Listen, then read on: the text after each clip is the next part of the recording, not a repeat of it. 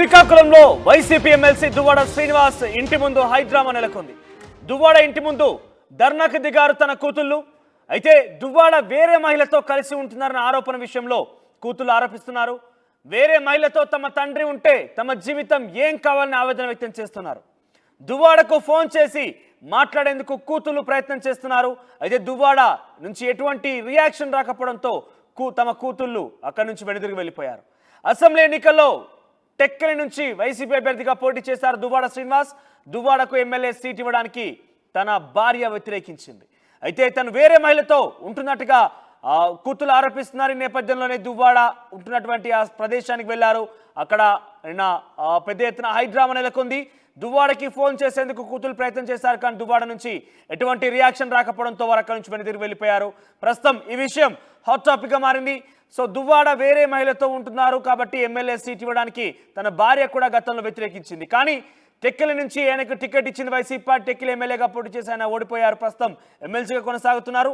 Yes, ఒకసారి Duvvada కూతులతో RTV కూడా మాట్లాడే ప్రయత్నం చేసింది. అదేంటో చూద్దాం.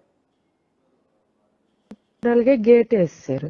ఇప్పుడు పిల్లలు మెసేజ్ పెట్టారు మేము వస్తామని. మెసేజ్ పెడితే కూడా రెస్పాండ్ అవ్వకుండా గేట్ వేసేసి కంపు చేసేసి ప్రెస్ వాళ్ళు వచ్చినంత వరకు చెత్త చెత్త చేసేసి తలుపు తీయడానికి పిల్లలు వెళ్తే ఏడు సార్ వీడికి మాట్లాడుతాము అని అంటే ఏడు సార్ పిచ్చి పిచ్చి అయిపోయాడు, మెంటల్ అయిపోయాడు. కంపు ప్రెస్ వాళ్ళు వచ్చిన తర్వాత కంపు దాన్ని ఒక సృష్టించడం, ఆలోచిస్తే నామే కేకలేస్తారు. పిల్లలు ఎందుకు సార్ కేకలేస్తారు, అరుస్తారు? పిచ్చి అయిపోయాడా? మాట్లాడడానికి వస్తే ఎవడైనా అలా చేస్తాడా? అంత హీనం ఏడు సార్, అంత దారుణం ఏడు సార్ వీడు. పిల్లలు దగ్గర ఉన్నారా? ఇప్పుడు మా దగ్గరకు వచ్చి నేను రాత్రి చెప్పాను వద్దమ్మా వచ్చేయండి. చిచ్చి ఆడు ఒక దరిద్రుడు, ఆడుతూనేటమ్మా అని అంటే లేదు మేము వచ్చాం వెళ్తాం అనుకున్నాను. ఆడ మనిషి చలనం లేదు కదా, తలుపు లేసేసి దారుణం సార్. అంటే వచ్చి మీకు చెప్పేసి వెళ్ళారా వెళ్తానమ్మని? చెప్పారు. మీరు మీ దగ్గరే ఉన్నారు? ఆ దగ్గరే ఉన్నారు. వెళ్తాము ఆ ఇంటికంటే సరే మీ ఇష్టం, మీ నాన్న అక్కడ ఎలా చేస్తారు. నాన్నకి మెసేజ్ పెట్టామని అంటే మరి చూసారు, వెళ్ళినప్పుడు గాడిలో తలుపులు అన్ని వేసేసి మరీ అన్యాయం. రెస్పాండ్ అవ్వాలి కదా, రెస్పాండ్ లేదు సార్. ఇప్పుడు వెళ్తామని అన్నారు. వెళ్తాం ఏటైతే అదే అవును మేము వెళ్తాం. ఇంత దీనిగా ఏటైతే కంపు చేసుకుంటున్నాడు సార్ వాడు. ఏమనంటే వీళ్ళు కొంపు చేశారు మేము కొంపు చేసామని నామే పడుతున్నాడు. గురుతర బాధ్యత మర్చిపోతున్నాడు, నా మీద పడుతున్నాడు. నేను కొంపు చేశాను అంటే పిల్లల్ని మీరు పంపించినట్టు నన్నే టార్గెట్ చేస్తున్నాడు. మిమ్మల్ని టార్గెట్ చేస్తే మీ వ్యక్తిగతం పిల్లల్ని సంగ్రహించవచ్చు కదా. చెప్పారు సార్. చిన్న పాప పేరు నవీన, పెద్ద పాప హైందవి. పాపలు మాయ చనిపోయారు ఈ మధ్యన. అప్పుడు 3-4 months అప్పుడు వెళ్ళలేదు. అదే చెప్తున్నా. ఏంటి చాలా అనకూడదు కానీ సార్, రిక్షా వాడు కూడా అలా ప్రవర్తించాడు. నేనన్నది ఏంటంటే మీతో ఏమైనా విభేదాలు, నాతో విభేదాలు ఉంటే నా మీద అనాలి. నాతో పిల్లల మీద ఏంటి సార్ నా అన్యాయం? ఇంత దారుణంగా ప్రవర్తిస్తున్నాడు అంటే అంత దారుణంగా ప్రవర్తిస్తున్నాడు సార్. మళ్ళీ ఇప్పుడు నాన్న చూస్తూ ఉంటున్నారు వీళ్ళు. వెళ్తారట, మేము వెళ్తాం అక్కడికి ఏటో అన్న వాళ్ళ ఇష్టం. నేను రాత్రి అయితే 2 సార్లు వెళ్ళాను వచ్చి మంచి చెప్పడానికి. నాకేం నిద్ర పడుతుంది సార్ ఇంట్లో. వాళ్ళు తెల్లవారి వరకు అక్కడే ఉంటామని అన్నారు. ఆడిపోరు వాడే తీసుకుంటున్నాడు. ఏం మనిషి సార్ ఇడు? టెక్కలు వాళ్ళందరూ తిట్టుకోవడమే. ఆడేం మనిషి, ఆడు పశువు అని అంటారు. చూసిన వాళ్ళందరూ టెక్కలు. ఎంత అసహ్యంగా తెలుసు సార్, ఎంత దారుణంగా ప్రవర్తిస్తున్నాడంటే అంత దారుణంగా. ప్రతిదీ నా మీద అబద్ధాలు చెప్పాడు. నాకైతే ఈడు ఎవడో ఎవరితోనో తిరుగుతున్నాడు అన్నట్ట. నాకు ఎప్పుడు ఎవరెవరితోనో ఈడు తిరిగాడట, ఎప్పుడెప్పుడో తిరిగాడట. అవన్నీ నాకు తెలిస్తే అప్పుడే గెట్ అవుట్ చేస్తాను. కానీ సార్ ఈడికి ఇప్పుడు 60 సంవత్సరాలు, ఇప్పుడు నేను ఈడు ఎవరితో తిరుగుతున్నారని నేను గెట్ అవుట్ చేస్తానా? ఏం మాట్లాడతాడో తెలీదు, మెంటల్ వేద. మొత్తం మీద దువ్వాడ శ్రీనివాస్ వేరొక మహిళతో ఉన్నట్టుగా వాళ్ళ కుటుంబం ఆరోపిస్తోంది. అయితే ఈ నేపథ్యంలో కూతుర్లు తన తిరిగి వెనక్కి తీసుకొచ్చేందుకు వెళ్ళగా అక్కడ కొంత హైడ్రామా నెలకొంది. దీనికి సంబంధించి మా ప్రతినిధి నాయుడు అందుబాటులో ఉన్నారు. నాయుడు, అసలు ఏం జరిగింది?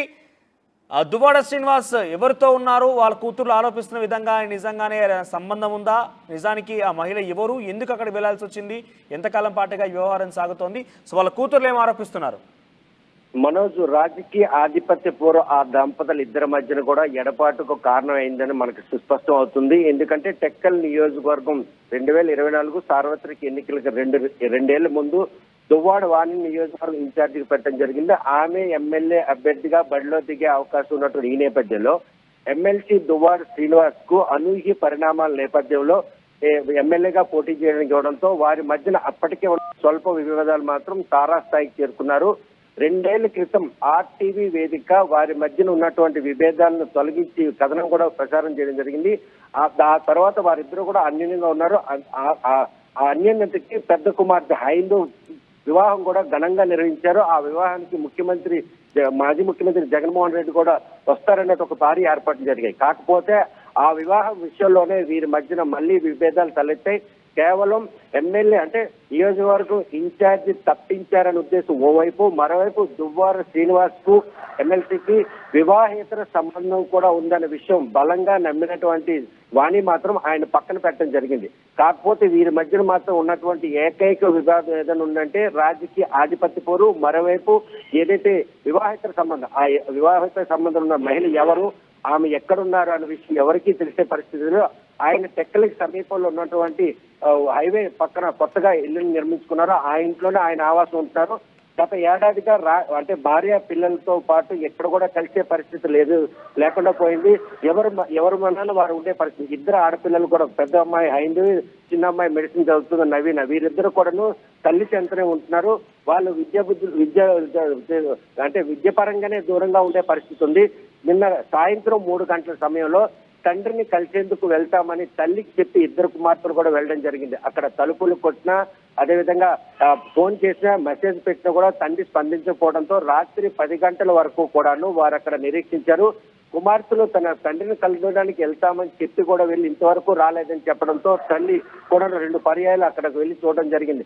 చూసేటప్పటికే మీడియా అంతా కూడా అక్కడ చేరుకున్నారు. స్థానికులు కూడా చాలా మంది చేరుకొని దువ్వాడ శ్రీనివాస్ బయటకు వస్తాడేమో, వీరు తండ్రిని కలుస్తారేమో అన్నటువంటి ఒక హైడ్రామా మాత్రం అక్కడ సాగింది. కాకపోతే దువ్వాడ శ్రీనివాస్ లోపలే ఉండి లైట్లన్నీ ఆపేసి తలుపులు కూడా తీయకుండా ఎవరు కూడా అక్కడ నిర్మానుషంగా ఉండేటటువంటి ఒక పరిణామాలను చిత్రీకరించే ప్రయత్నం చేశారు. కాకపోతే కుమార్తెలు ఇద్దరు రాత్రి 10 అయిపోయింది. దువ్వాడ శ్రీనివాస్ వేరే ఒక మహిళతో ఉంటున్నారనే విషయంపై వాస్తవం ఎంత? ఈ విషయంలో మాత్రం వాస్తవం 100% ఉన్నట్టే మనకు అనిపిస్తుంది. ఎందుకంటే ఇటీవల సార్వత్రిక ఎన్నికల పోలింగ్ ప్రక్రియ ముగిసిన తర్వాత ఆయన ఎవరైతే వివాహేతర సంబంధం పెట్టుకున్న ఆమెతో టూర్ వెళ్ళినట్టు కూడా తెలుసు. ఆ ఫోటోలు కూడా దువ్వాడ వానికి చేరే, సోషల్ మీడియాలో కూడా హల్చల్ చేరే పరిస్థితి. ఆమె ఎవరు ఏంటనే విషయాన్ని మాత్రం ఇప్పటికీ దువ్వాడ సీన్ కూడా నిర్ధారించలేదు. అలాగని వాణి కూడాను ఎవరైనా వివాహేతర సంబంధం 60 ఏళ్ళు వచ్చిన ఆయన వివాహేతర సంబంధం ఉంది అని అంటే నేను ఎలా నమ్ముతానో, అటువంటి పరిణామాలు నాకు కనుక ముందే తెలిస్తే ఆయన ఎందుకు దక్కును చేర్చుకుంటానని కూడా ఆవిడ మన ఆర్టీవీ వేదికగా ఇంత ఆడియోలో కూడా స్పష్టం చేశారు. వివాహేతర సంబంధం ఉందని ఒక మాధ్యమం ద్వారా ఆయన చెప్పడానికి మాత్రం ఈ రోజు పెద్ద దుమారం జరిగింది. దీన్ని బలంగా నమ్ముతున్నటువంటి వాణి మాత్రం ఈ రోజు ఈ విషయంలో తాడో పీడో తేల్చుకుంటాను, నా పిల్లలు ఆడపిల్లల భవిష్యత్తు ఏంటి, ఒక తండ్రిగా పిల్లల్ని సంరక్షించాల్సింది పోయి ఈ రోజు నా పిల్లల్ని కూడా రోడ్డును పడేశారు, నన్ను కూడా ఒంటరి చేసే పరిస్థితి ఉంది. దీనికి సంబంధించిన ఆస్తుపాస్తుల వివాదాలు కూడాను చాలా కోట్ల రూపాయల వ్యవహారం కూడా కన్న కూతుర్లు వచ్చి అక్కడ ముందుకు తన తండ్రిని కలిసేందుకు వచ్చినప్పటికీ తండ్రి కలవకుండా ఉన్నాడంటే ఆయన అక్కడ స్పాట్ లో ఉన్నారా? కనీసం వారికి ఫోన్ లోనే సంప్రదించారా? ముందుగా మెసేజ్ పెట్టిన తర్వాత ఆ మెసేజ్ రిసీవ్ చేసుకున్న ఐడెంటిటీ చూసినటువంటి పిల్లలు తండ్రి స్పందించారు, ఇంట్లో ఉన్నారన్న విషయం మాత్రం. ఎందుకంటే వాహనాలన్నీ కూడాను ఏదైతే సెల్లార్లోనే ఉన్నాయి. అంటే వాహనాలు ఉన్నాయంటే దువ్వాడ శ్రీనివాస్ ఉన్నటువంటి 4 వాహనాలు, ఆ వాహనాలన్నీ కూడాను ఆ అంగట్లో ఉన్నాయి. ఆయన బయటకు వెళ్లే పరిస్థితి లేదు అన్న విషయాన్ని స్పష్టం చేసుకుని నిర్ధారణ చేసుకుని ఇద్దరు పిల్లలు కూడా తండ్రిని కలవడానికి వెళ్ళారు. తలుపులు కొట్టే కూడాను, మెసేజ్లు పెట్టినా, ఫోన్ చేస్తే కూడా లిఫ్ట్ చేయకుండా ఆయన మాత్రం బయటికి రాకుండా వాణి చెప్పే దాన్ని బట్టి చూస్తే పిల్లలు కనుక తనని కలిస్తే అసహించుకుంటున్న వాళ్ళు ఎక్కడ తనపై నోరు పారేసుకుంటారో, తనపై జారి చేస్తారన్న భయంతో దువ్వాడ సింగ్ ఇద్దరు కుమార్తెలను కలిసేందుకు నిరాకరిస్తున్నట్టు మాత్రం మనకు స్పష్టం అవుతుంది. నాయుడు, మీరు చెప్తున్న విధానం చూస్తే కనుక అక్కడ ఇంట్లో ఉన్నాడు, బయట వాహనాలు ఉన్నాయి, అన్ని ఉన్నాయి, కూతుర్లు వస్తే కూతుర్లను కలవలేదు, ఆయన రియాక్షన్ కూడా ఇవ్వలేదు. అయితే ఇంత బహిరంగంగానే ఆయన అక్రమ సంబంధం కొనసాగిస్తున్నారని చెప్పొచ్చా? 100% మనోజ్. ఎందుకంటే 2 ఏళ్ల క్రితం వీరి మధ్యన ఉన్నటువంటి రాజకీయ ఆధిపత్య పోరులో ఆయనకంటూ ఒక చేదోడు కావాలనే ఉద్దేశంతో ఎవరో అంటే ఆ సామాజిక వర్గం సంబంధించి ఒక మహిళతో వివాహేతర సంబంధం పెట్టుకున్నారు.